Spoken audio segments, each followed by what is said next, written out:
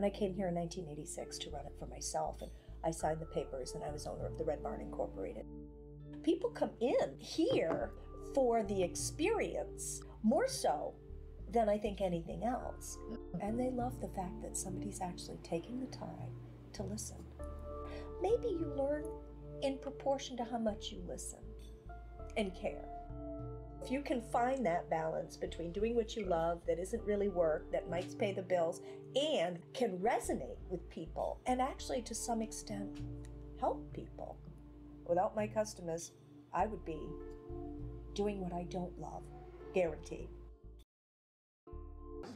Yes, babies are. Yes. Bunnies. Dogs. We're going to start a discussion, a public hearing, discussion on the proposed ethics ordinance. Patty, would you like to kind of give the preface to this? Yes, the Charter Commission was elected in November of 2012. The recommended charter changes were approved by the voters in November of 2014 with a provision to appoint an ethics committee to draft an ethics ordinance to replace language in the city charter. In January 2016, the first meeting of the ethics committee met, set rules, discussed the timeline. They looked at samples from several other communities, some of which were Auburn, Bar Harbor, Augusta, Bangor, Windham, and Lewiston. They had a public hearing on May 18th of 2016 to get public comment. They finalized the ordinance in late 2016 and sent it to the City Council in March. And they postponed the first reading to August 8th for a public hearing, but it was a little busy at that time with budget discussions, so they chose to postpone the public hearing to tonight. And I apologize to the folks that showed up at 6 o'clock. I completely forgot that we had set up a little kind of a review for the ethics committee. Todd, I apologize. Sorry, I went to the proper page, it's okay. Okay. I completely forgot. I'm very sorry. So that brings us to today.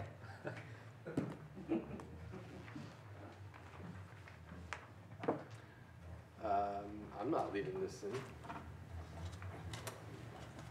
Well, there are several committee members present. Todd Markham, Steve Crate, Kim Lane, and I think that's it from the committee.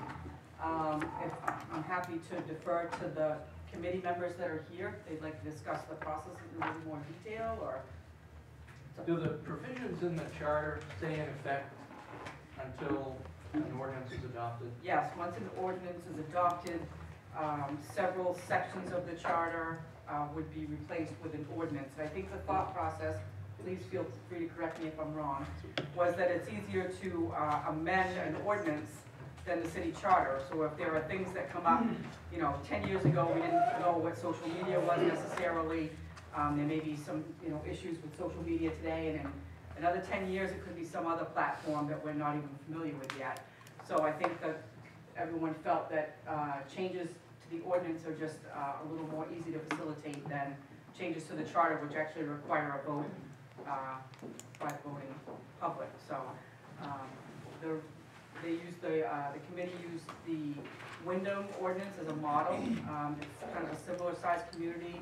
It wasn't as in-depth as some of the other communities that they had looked at. So we actually started with the Windham model and made some amendments. So over time there was a lot of discussion about how, whether or not the ethics committee should have any judiciary power, if you will, or whether they should just lay out the ordinance and then kind of disband it, if you will. So after a lot of kind of back and forth with it, they decided that they were just not going to have a judicial role, that there were already some components in place to handle complaints if they do come forward. So they basically proposed the ordinance. The biggest piece of which is kind of a disclosure statement to be submitted so that folks maybe would be more aware of what members of any board might be involved with, so that if some vote comes up, that others may be more apt to question whether someone might have a conflict. So I guess at that point that was what was proposed, is not all committees, but some of certainly the judicial committees, the council and the planning board have quasi-judicial roles, but not all committees. So Bill or Patty, just to be clear, 'cause however this is finalized, this actually does become part of the charter. So this actually is, does this, no? It becomes an ordinance, a standalone ethics ordinance, and it replaces 2 or 3 sections in the charter that talk about ethics. And that section of the charter would actually refer to the ordinance. So this Right. would be final rule because it would be referred to In the charter, in the charter. yes. Yes, Okay. But it could be amended much easier than the charter can. Right. Right. So, you know, we pass something today, next week, any one of you could propose, an ordinance amendment. But it's binding. Well, once It's it's not in like there's a place. conflict between the charter and this because they're incorporated together. I guess Right. that's the question. And the ordinance, as I recall, and I haven't referred to it recently, so my memory may not be that sharp, but it does refer to a lot of other policies that are already set in the city. So if there's a social media policy or a technology policy, a personnel policy, those are all referred to within the ethics ordinance. Because so much of this mirrors what's in the charter now, can somebody on the committee just tell us what the biggest change is, please?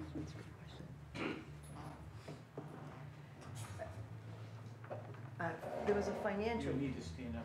there was a financial piece. And say who you are, For the record. for the record. I'm Kim Lane. I know, but. I know you do.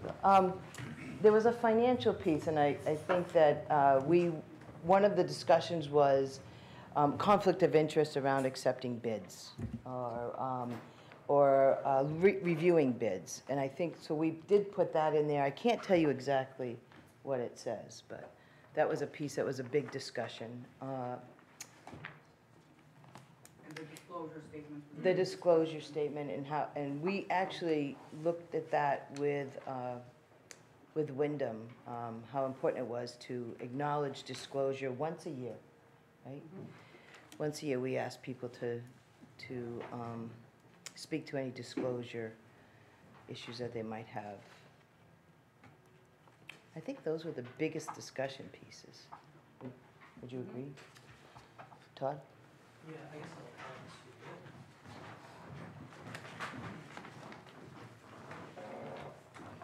Hi, Todd Martin, live at 4 Sheldon Place.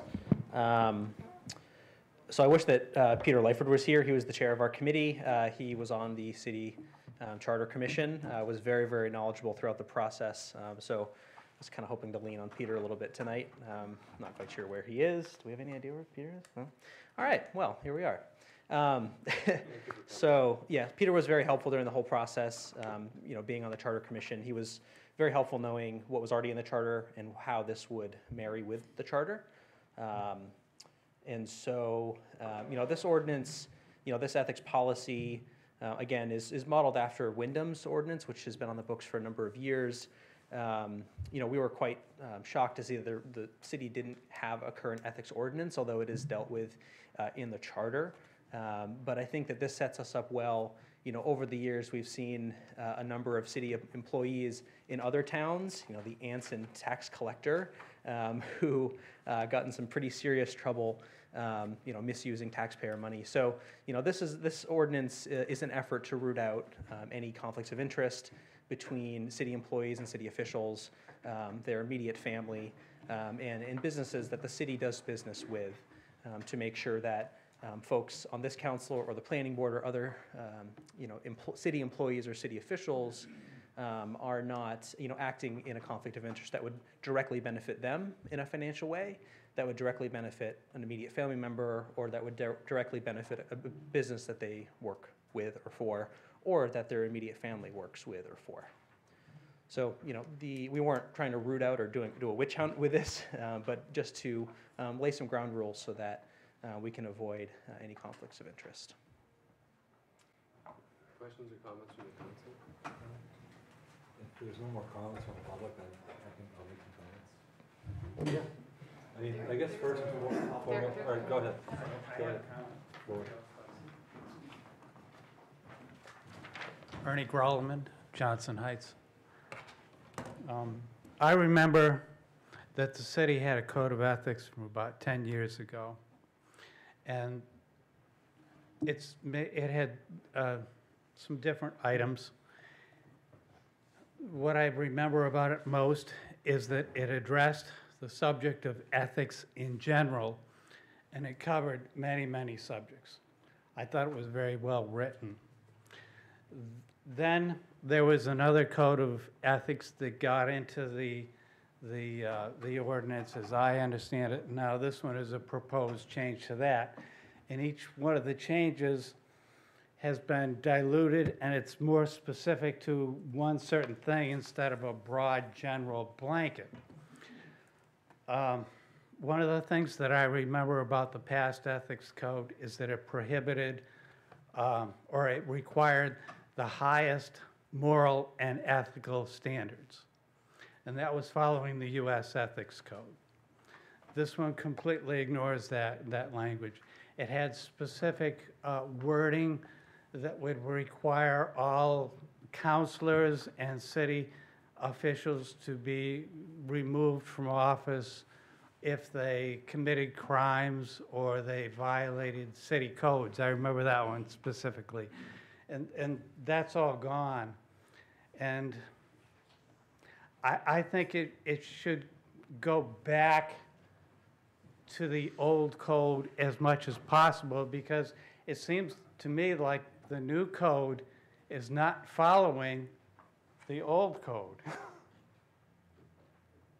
If you understand what I'm saying, it's not following the intent of the law. Could I just respond to you? Oh, about yes. something? I think it's still in the charter that if you commit like a crime or something that you're kicked off the council.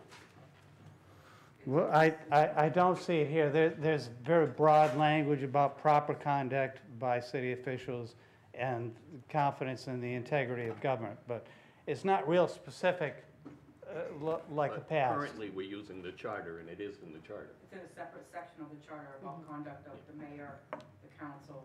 And Under each respective section. I really wish the city code of ethics could follow the U.S. code of ethics that requires all city officials and the city government to recognize the teachings of all the professions. I know the engineers have ethics codes and they have certain teachings, and it's a big issue nationally. Many of the politicians at the federal level, for example, refuse to accept the science on climate change. It's a big issue. There are also issues with air pollution. And one issue that I had to deal with on a local level, and that was wood smoke from all kinds of things, from outdoor wood boilers to indoor wood boilers to stoves, fireplaces, fire pits. And now the latest thing that's come up is the largest city in China has banned, believe it or not, residential barbecuing because it caused an air pollution disaster like the London fog air pollution disaster. Can I ask that we stay on the topic, though, please? Yeah, point of order. Thanks. Yeah, I expected it, that's all. Thanks, Ernie. Hello, Julian Payne, Ward 5. My first question is to Bill Lee. So I understood, you say this is an ordinance? Okay. I understood that the city charter trumps an ordinance even. So hypothetically, if the new policy said, you know, it's unfit for Englishmen to sit on council, in the ethics policy, in the new ordinance, but unless the charter specifically says it, then that ordinance cannot override that in the charter. So I understood the charter trumps all. So to me, and I think I agree with Mike on this, something we agree on, is what I came to learn throughout, you know, concerns of ethics is that charter trumps all. So unless you have a charter amendment at the polls to state certain things, it's irrelevant what's written here. So I thought it should just say per state law or, you know, per MMA guidelines. So you can answer that in a minute. But I thought it trumped all the city charter, and that's what I understood at one point. So like I said, if I was banned there for some crazy reason, then it should. If it's not in the charter, then it's mute, the ethics portion. I do find section V11 quite restrictive because we all do business with the city. If you register your car, if you work for an institution and you co-fund something, it's almost impossible to avoid doing business with the city when you live in the city. I do business with the city. I pay my property taxes 4 times a year, and I get returns back for that. So that seemed a little restrictive. Other than that, I mean, I read the whole thing when my wife was watching Dancing with Stars, so I did read it. The last thing is, the only thing that is interesting is the Auburn policy is so much stricter than this policy, but the Auburn policy is 5 pages, and this is 8 pages. So maybe a bit of condensement, any duplication that's covered in Maine state law anyway. I'd like to see it just say per laws or per Maine state or per charter to simplify it, because when you see, especially me, when any manuals or documents, I really just throw away. So that's my thoughts on it. Thank you. Yeah. So just to summarize, it's obviously been an issue over the last year, and it's come out. Bill, we've had this discussion here. Currently, if you are the spouse of a city employee or a city department head, for example, if you're married to the code enforcement officer, you can, by the charter as it is now, sit on the city council and vote on the city budget. I think to be more direct about Mr. Payne's question is, if that language were inserted in this ethics policy, would that then be considered part of the chart, incorporated in the charter to make the rules on that? Would trump the charter.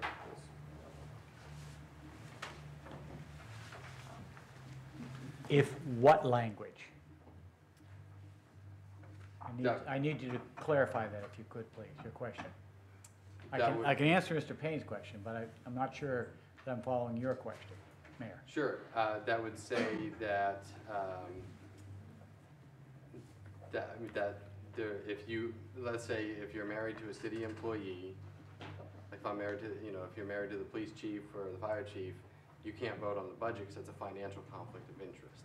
If that language, or if that kind of guiding language on, or is that outside of ethics, because then you're getting into who can be a counselor and who can not? I think you're getting into who can serve as a counselor. The charter presently does not prohibit someone from being on the council who has a spouse or close relative who is a city employee. If this ordinance were to be adopted, it might be that because of that close personal or financial interest, that a counselor could not vote on specific matters. But if you were going to want to say something black and white, in effect, that a counselor cannot vote on the city budget because that counselor has a spouse or a significant other who either works for the city or works for the school district, that would require a charter amendment. Thank you. Okay. And for Mr. That's what I was referring to, yeah. So do you feel I answered your question? Because I don't want to answer it twice. I just get that it's all superfluous, because like you said, you can say what you want here, but it's not trumping the charter. A charter amendment is needed to give this teeth. Well, I think that gives it teeth on the issues that are outlined. Yeah, there are many issues. They're very different issues. The charter does not cover many issues of conflict of interest. The present section on conflict of interest is relatively small. Now, there are separate provisions that would say if someone is convicted of a felony or a crime of moral turpitude, that person is removed from the council. The charter language is not affected by this ordinance, and it's not affected by the repeal of that separate conflict of interest section within the charter that occurs once this ordinance is adopted. That type of language remains. The fact is, the charter itself does not address in any particular detail many conflict of interest issues.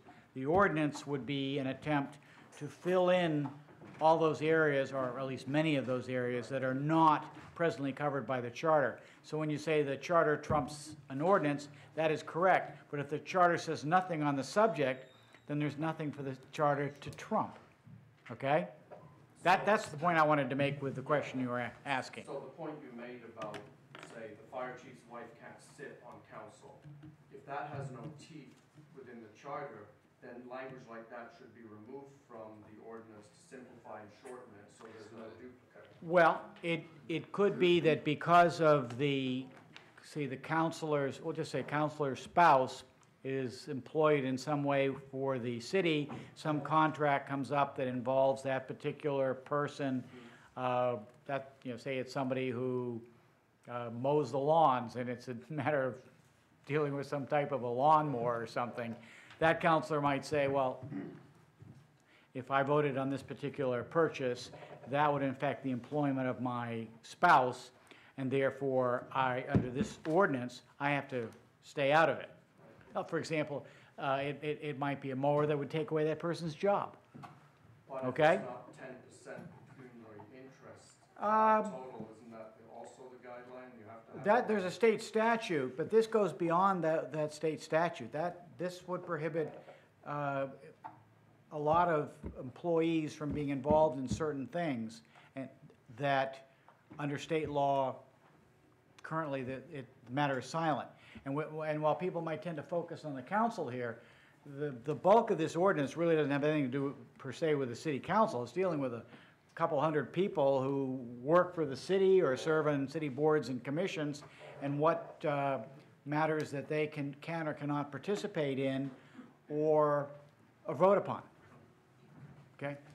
So, obviously by what's being expressed here, this is a rather complicated area. It's a fairly lengthy ordinance. It is the council's responsibility to ultimately adopt such an ordinance.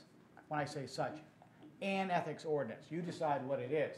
The Ethics Committee is charged with drafting an ordinance for your consideration. You could adopt it as it has been presented.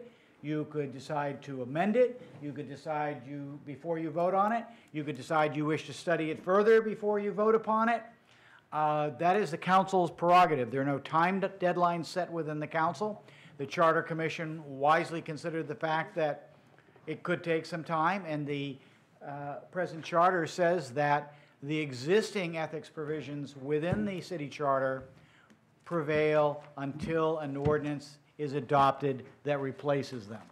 So the fact that we've had a new charter for a year and a half or whatever, and we do not yet have a new ethics ordinance in effect, doesn't mean that there are no ethical guidelines existing. They exist at the state level. They also exist within the language which is in the charter, because that language is not repealed until the new ordinance is adopted.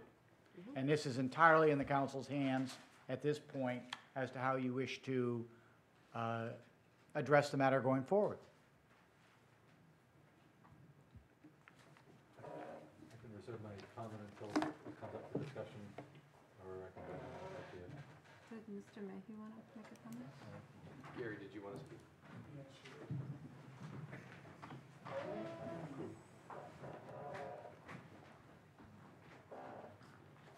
Gary Mayhew, Ward 5. First of all, I commend the Ethics Commission for their hard work in this document. A year ago, we presented the Auburn policy, and that was 5 pages. And at the time, the council, it was our understanding that you thought that that document was way too strict. And this document here is about 9 pages. In my view, this document is too strict in some areas and not strict enough in other areas. The Ethics Committee defined immediate family to include children, stepchildren, parents, brothers, and sisters. But yet, as it stands now, we allow counselors who receive employment incomes from the city or school budget to sit on council. Direct relationship, incomes claimed on taxes. But yet, the Ethics Committee recognized children and stepchildren, parents, brothers, but yet we say it's okay for counselors to sit on council when they themselves receive income from the city or school budget. And I think at this point, you people really need to consider a charter amendment to tighten up the eligibility requirements. Thank you. Anybody else could have a comment or question during the public hearing section. We will be speaking about this again. This will come up. It's the first thing under unfinished business, so everyone will have a chance to comment for that too. Okay, we'll take a few minute break and we will commence our regularly scheduled meeting at 7 o'clock.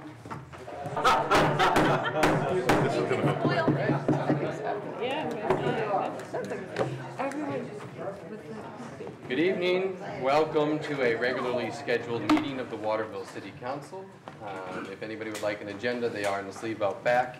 Before we get started, I will ask Mr. Sewell to please stand and lead us in the pledge.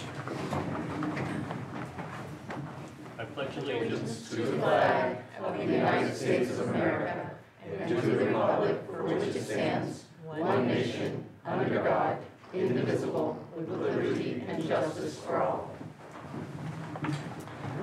First up is community notes. Community notes is a time where if anybody has something they would like to say or speak about that is not currently on the agenda, now would be the time to do it. We'd ask you to state your name and who you are, and I would actually like to go first. This past week, our community lost Mr. Gibran Carter, and I think everybody in this room and most of the people in our community knew Gibran quite well. He was certainly not a stranger to these chambers, and I would actually just like to ask for a brief moment of silence for Gibran.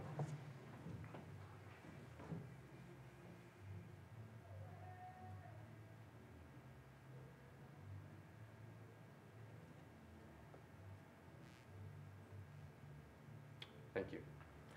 Something tells me Gibran actually would have liked the music next door being played during his moment of silence.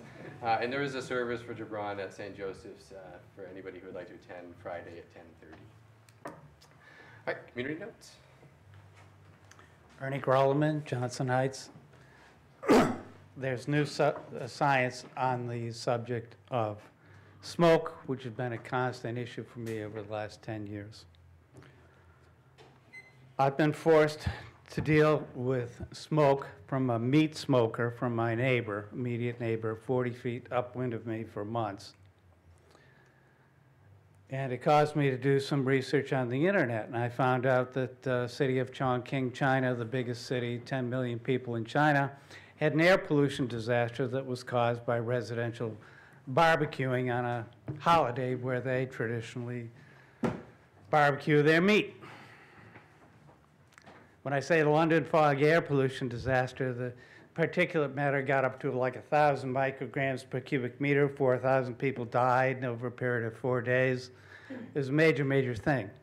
So they studied what the cause of it was. They said 92% of it was from barbecuing.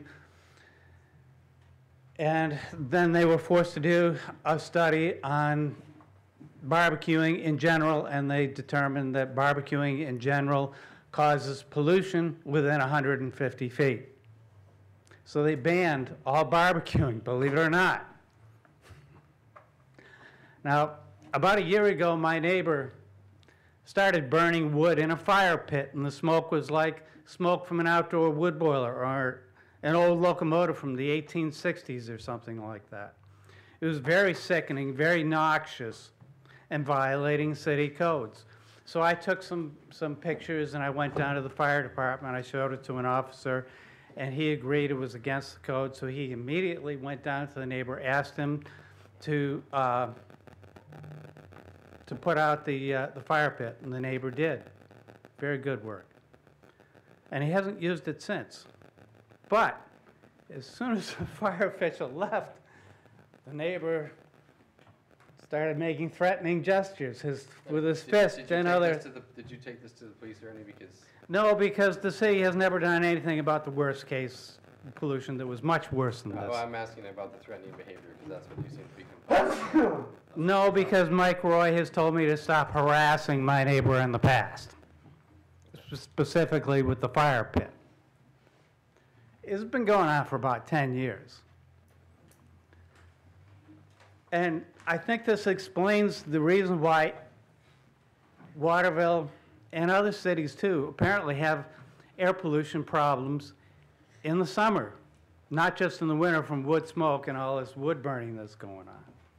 Apparently all of the burning from fire pits, from meat smokers, where the smoke can be 100 times worse than a smoke from a stove. All of this pollution adds up, and it's making the average PM 2.5 in Waterville 50 micrograms per cubic meter, and the standard is 35, and the present DEP methods are not picking all of this up. So this issue is much bigger than any of you realize. And recently, Just wrap it up in yeah, I the next will. 10, 20 seconds. The New York State Health Department put language on their internet, and they said all smoke is unhealthy and unsafe. There's no safe level of it. Wood smoke, tobacco smoke, diesel smoke, meat smoke, all organic smoke. That's it. All right, thank you. Anybody else for community notes? Cindy. Hello, I'm Cindy Jacobs, Ward 4, and I'm with the library, and I have 3 things today. First, I want to tell you about a really great presentation for children and parents at the Waterville Public Library. On the 30th of September, Paul Urenick is going to do a talk and take everybody out to the construction site of the dorm. And anybody that has young kids, I think it would be awesome, and you should bring them, meet right inside the library. He's going to do a wonderful job. Number 2, our roof is fixed, thanks to all of you. Thank you very, very much. We appreciate all the effort it took to get it to be figured out how to be funded.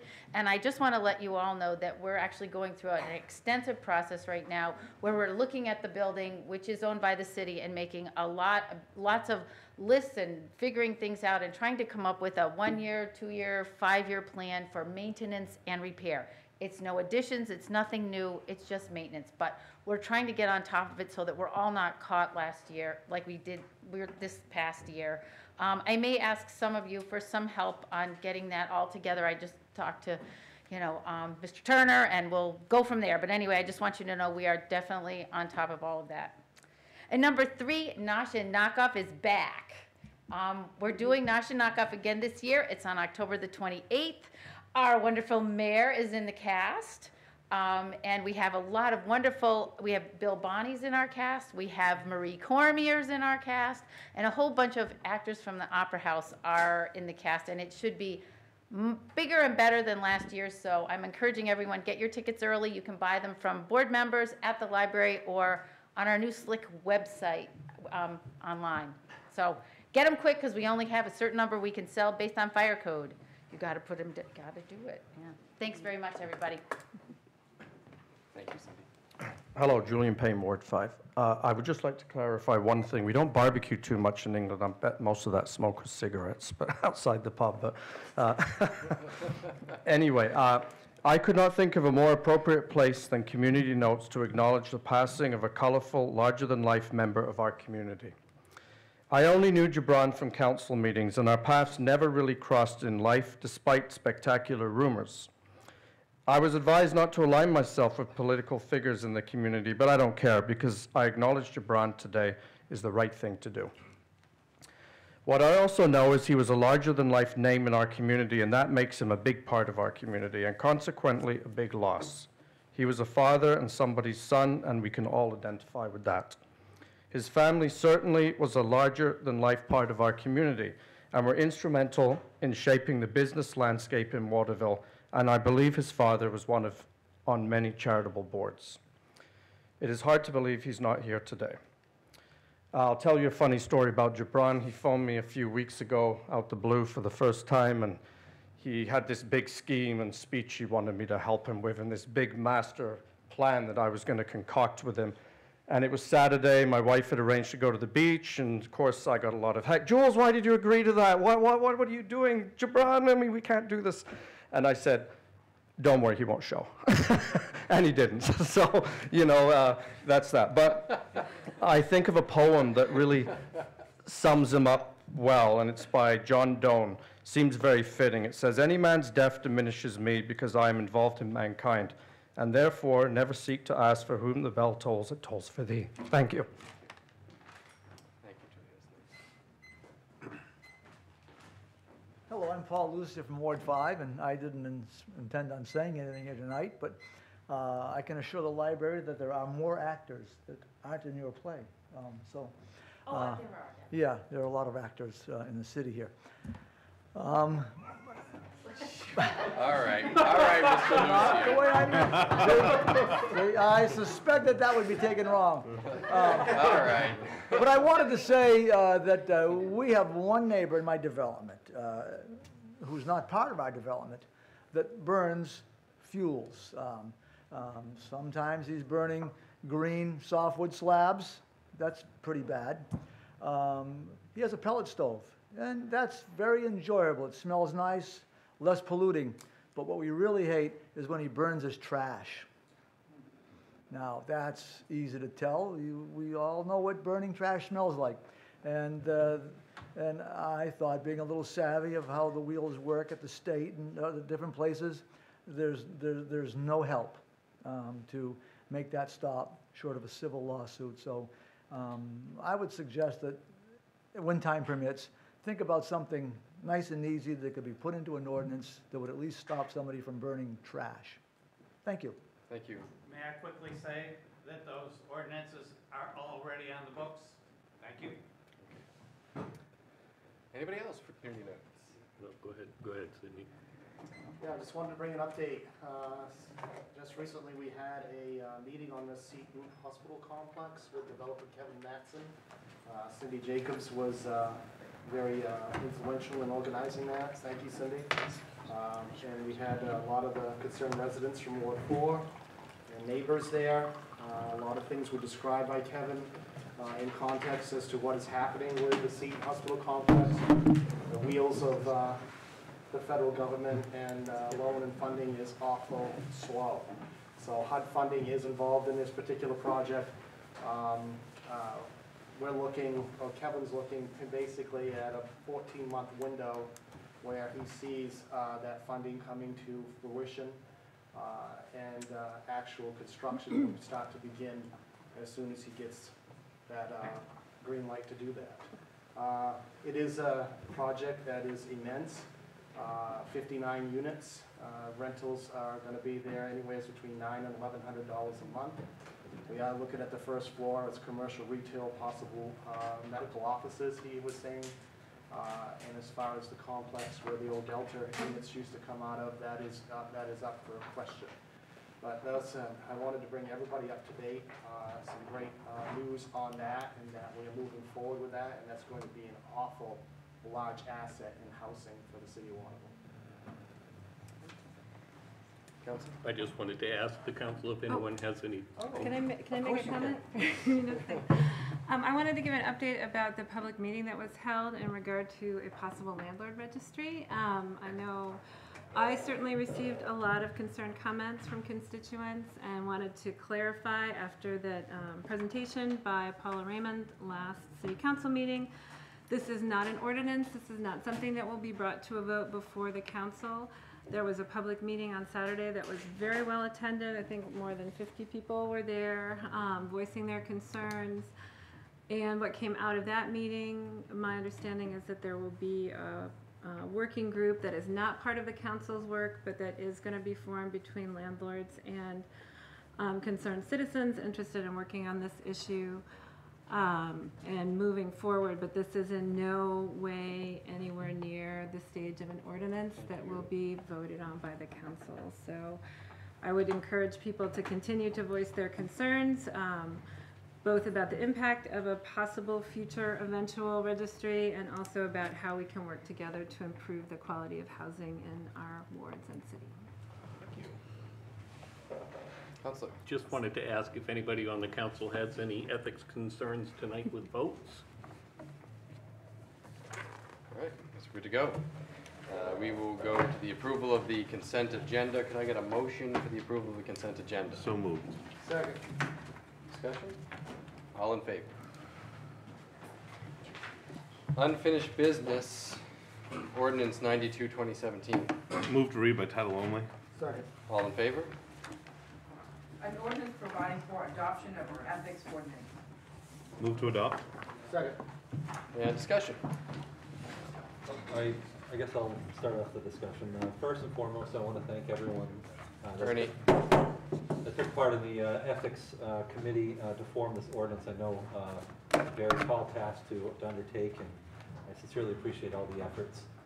And I wanted to say that going into it, to suggest that my comments aren't to lash out at the efforts that were made, but more or less just concerns that I wanted to voice this to discuss amongst the council.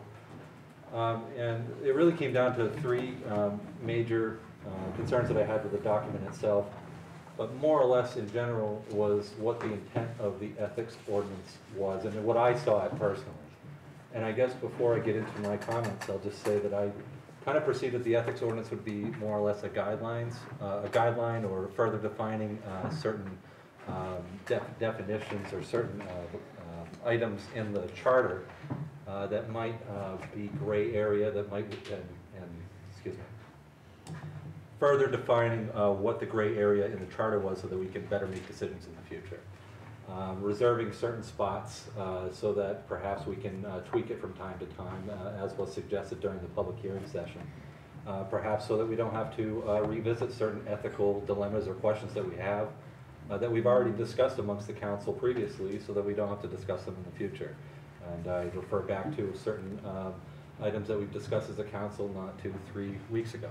And just say that we could put that in the charter so that eventually we don't actually have to cross that path later down the road. The concerns that I had with the ethics ordinance as proposal as written, first was in regards to the definition of immediate family, which I felt painted a very broad brush. And I might suggest further discussing what the intent of the definition was and rework what it means. And the reason I say that is because it's been brought up before, and I don't think it's any question on the council. My father is a school teacher with the Maine Technical Center. It's no secret to anybody. If anybody asks, I'll tell them. But the question is, with my father serving on the school, with the school, there was an ethical dilemma question that we had with Councilor Lessing and her spouse. Question came up, well, how about your father? Is your father being a school teacher, is that considered a conflict of interest? Well, by law, it's not. But as written in this particular ordinance, there would be certain things that would perceive that I would not be able to vote on the school budget because my father is in the school system. But I don't receive any financial, benefit from my father. I'm not on any medical insurance with my father, and there's been no ties with me and my father in terms of financial impact. So there is no conflict of interest there. There's certain other items in here. If you look under the immediate family definition, including brothers, sisters, children, stepchildren, I even think it goes even further than that. But I guess the point I'm trying to make is that the brush is very broad, and I think that there needs to be further definition in terms of what exactly immediate family means. I don't think immediate family is necessary. I think it would be financial connection to a counselor or committee member. The second concern I had was in regards to the annual disclosure statement. And the reason why I was not a fan of the disclosure statement was simply because I honestly feel it is more red tape. Simply because we already, as elected officials, have to financially disclose our current financial situation. A lot of the information that was already asked to be disclosed as part of this particular document is already disclosed with Patty at the clerk's office. Anybody that wants to come see my financial disclosure statement, I believe is still on file. If that's not correct, Patty, It is, but I think this is referring to something different, though. It is. A lot of the information is the same, I guess is what I'm getting at. The financial disclosure statement that you're talking about is about campaign finances only. Right. Asks about the candidate itself. I mean, because there's questions on that you still have to disclose a lot of the information. I'm saying a lot of it might not be directly what this particular ordinance was asking for, but a lot of the information is overlapped. I mean, it seems to me like it'd be just more red tape that I think honestly would just go in the trash, and honestly no one would look at. I don't feel like the only time people would look at it is if there would be a complaint. And the third major concern that I had was in regards to third-party agencies representing a client before a city board, section X in this document. And basically what that says is that no professional, for instance, in my case, I'm a professional engineer. I'm obliged under the state of Maine Professional Engineering Code of Ethics. I have to follow those code of ethics, which includes a conflict of interest piece in there. If I go in front of the planning board and I represent a third party, and I violate the code of ethics for the Professional Engineering Board, I am in violation of that code of ethics, and I actually have to appear before that board and face disciplinary actions already on behalf of my professional obligation with my licensure. Therefore, I don't feel like this, the intent of the council, of this piece in the ordinance, I think is just an overreach, more or less. I'm already being disciplined on one, or having to follow a certain set of rules over here. I think it's redundant to have it included with a council. Not just engineers, could be lawyers, could be other acting professionals as well, representing before a city or committee or a board. But I just wanted to make those concerns, Anybody else?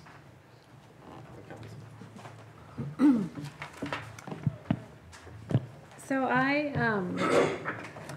shared some of the concerns that have already been expressed. First, I also want to thank the committee for their hard work, and I think this is a great document for us to be considering.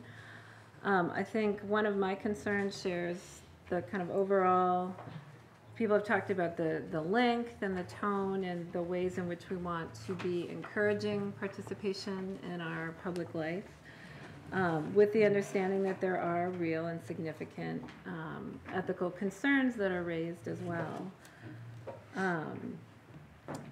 So I wanted to propose, is it time for that, or do other people have comments on this? You can do this at Okay. any time. So I wanted to suggest that the council, rather than vote this up or down at this moment, that we create a council committee that would consider the document and have the opportunity to meet with Bill Lee, meet with Peter, the chair of that ethics committee that put this together, and refine some of the points of contention that Nick raised and others have raised in conversation. Do you? Is that a motion or? Well, before we make a motion, I think So I there's wanted some to put that details we want to before work out. Like a date definite, probably, because we're going to have to move to table this. Yes. But we don't want to do it too indefinitely. Do we have an idea of how long you think that work might take? 6 months? I have no idea. I know how difficult people's schedules can be to work Yes. out on some of this stuff, and I don't know how many meetings you're thinking, so. Go ahead. Did you have an Well, idea? I'll just say this, we have elections coming up, and I know that there's some counselors and others looking to go door to door. So I would suggest that this is probably gonna last beyond November. I'm gonna suggest a meeting after the first of the year to give us some time over the next couple of months, really meet and have a good handle on this before we come back to the council. So I'm gonna suggest a meeting in January. Can we say maybe the second meeting of January? Sure. Okay, so we need a motion to postpone this to the second meeting of January. I'll make a motion to table the ethics ordinance until the second meeting in January. Is there a second? Second. Any discussion on the motion? All in favor? And now, as far as regards to the committee, because we'll want a motion to form a committee, do you, is there membership? I mean, this is somewhat of a council decision. So I guess the council needs to discuss at this point what that membership looks like, and we can make that motion. Why don't you make a motion to form a Okay, committee? I would like to make a motion to form a council committee that would be, have 3 members from the council to consider revisions to the proposed code of ethics ordinance. Second. Do we need to discuss at this time what that membership is, or does the council feel, yes? I can just say that I would be interested in being on it if so chosen. I would be as well. And I would also like to volunteer. Is the council okay with that membership? That would be Councilor Tate, Councilor Champagne, and Councilor Sol. So the motion would then be that we form a council committee with members, well, can I propose it if I'm on the committee? You can, because I'm not appointed, because this is a case where I'm not going to appoint the people, so you might as well just make it definite. It's chaired by the chair of the committee, Steve Sewell, and with 2 additional members, Nick Champagne and Winifred Tate. Is there a second? Second. All right, any discussion? You have a question on this? I do have a question. Okay, please come to the podium, state your name and tell us your question. It's a very quick question, Julian Payne, Ward 5.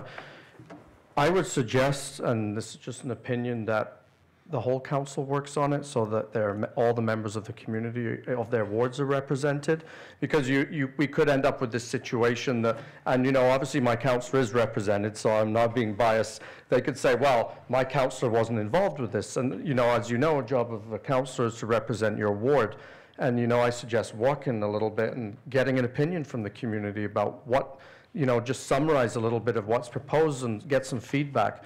But I think to have the process look transparent and total public faith in it, I think that, and I don't think it necessarily has to mean everyone being in the same room at the same time, but it can be shooting forward back ideas and thoughts amongst yourselves so that every person in the community is represented. And that's just a thought. Thank you. I'm guessing you guys would do that anyway?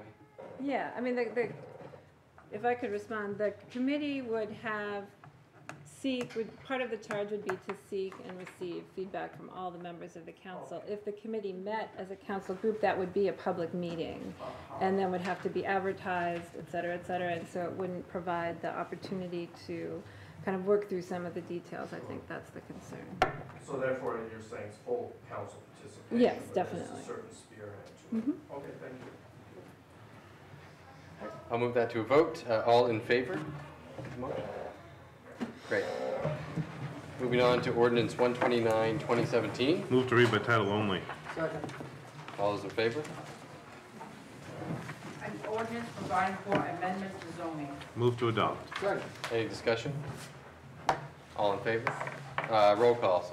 Nope, this is the second one. All right, here we go. Well, this never happens, Patty. Sorry about that. Wow.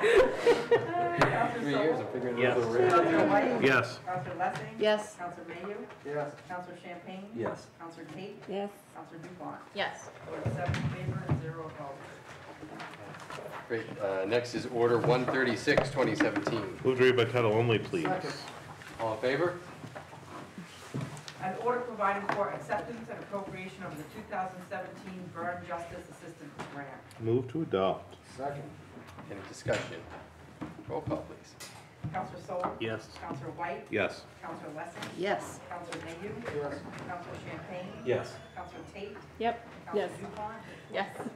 7 in favor and 0 opposed.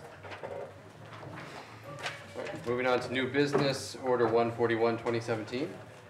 An order providing for acceptance of city street extension, being hereby ordered by the Waterville City Council acting as municipal officers, that an extension in the length of Meadow Drive be approved as a continuation of an already accepted city street in accordance with the attached legal description and development plan. Move to adopt. Second. All right. I see Mr. Lucier bringing up his props. Need some help? Let me help you. Hey, let me help. It was a snag. Lay out the plan there. Okay. I mean, they got quite a bit. Okay, right in the agenda. All right, go ahead. That's a planning board guy right there. He was ready, he's got his plans. But I wanted to get up to say that I strongly recommend the city accept this street. This is a very, very important action, because acceptance of city streets means we own it forever. Pave it, plow it, everything that has to be done with it is our responsibility. So taking this over is not a thing to be considered lightly, but I can tell you from talking with Mark and John Lombardi at Public Works, they've done a terrific job building the street, providing the proper foundation, base, and the pavement. So we go into this knowing that what we're accepting is a street in very, very good shape. Probably not right for me to point to problems in the past, but all we need to do is look at problems that we currently have had on roads like Barnett Avenue and others, and know the city really did not do its job 15, 20 years ago in the acceptance of roads, because they were built and they were paved, but the foundation for some of those roads was just not right. This one is, so. And it provides access to housing, which I think the city desperately needs. So thank you, Paul. Well done. Yeah. Actually, I just wanted to follow up on Mike's statement, Mr. Lucier, that we've read articles about the housing crunch in Waterville and a need for housing. You're one of the few builders actually out there who have been for a long, long time taking care of this problem and working for the city and building quality homes for people to come and live here. So thank you. We appreciate it. My wife and I are excited to add this little less than 1,000 square lineal feet of roadway. I must say that during the process, or from the engineering and the different phases of construction, the city has been wonderful to work with. John Lombardi, Public Works. My engineer has been on site repeatedly, and I can tell you that we have met or exceeded the requirements of the city in every case. And we're happy to do that. Should I live another 20 or 30 years, I want to be able to see it in great shape. But this will open up another 15 home sites for us, some of the finest home sites that we have had to date. And God willing, if my health holds and whatever, we hope to add another 1,000 feet 3 years from now. We'll open up another 15 more sites. I'll be a pretty old guy by then, because our goal is to build 5 perfect homes a year. We've been doing that consistently, and so you do the math, but that's our goal, and we're excited about having it. And if you're ever in the neighborhood, just drive on through. It's wonderful, so I ask you to accept it. Thank you. Any other discussion from the council? I'll just make the comment. I've been up to Paul's development a few times, and it's absolutely gorgeous up there. If you've never actually been up there, take a left onto Shore Road, and you're almost right there on his property. You wouldn't know that it's like this little hidden gem in Waterville. You got this beautiful view, kind of overlooking Waterville, and he does a great job. His homes are beautiful, and I'm excited to see these homes go up. All right. All those in favor? Next, order 142, 2017. Move to read by title only. Second. All in favor? An order providing for approval of forfeiture. Move to adopt. Second. Any discussion? All in favor? Order 143, 2017. Move to read by title only. Second. All in favor? An order providing for approval of forfeiture. Move to adopt. Second. Is there any discussion? All in favor? And what we have as resolution 144, 2017. A resolution providing for sale of city property 32 Winter Street be it resolved by the Waterville City Council acting as municipal officers that the city manager be authorized to begin the process of selling the tax acquired property at 32 Winter Street to Christopher Huck for the sum of $20,000, and that said sum be deposited in the city's capital improvement reserve account once all taxes, fees, etc. are paid. Move to adopt. Second. Michael. Sorry, this went out as a resolution in your agenda packet. It has to be in order, so it takes 2 votes. This is a property on Winter Street that you authorized us to sell. We tried to do that, the city did on its own. That didn't get us anywhere, but once we listed it with a broker, we got a lot more visits. And so just recently, an offer was made in the full amount of what we had it listed for, $20,000. I know one or more of you have been in the house, Councilor Sol and Councilor Dupont. I brought some pictures in because it's hard to imagine. When you look at the outside of the house, you say, $20,000, I don't think you should let it go for that. But once you look at those pictures, you understand why. Very, very rough inside. All of the insides are taken out, basically. Sheetrock, all the fixtures, plumbing, heating, everything. Electrical, all gone. So everything has to be replaced. So we think it's a fair offer. The broker would, I think, probably greatly surprised that an offer came in at exactly what we were asking. Any other discussion? So we'll need a motion. To amend to the order language. Make a motion to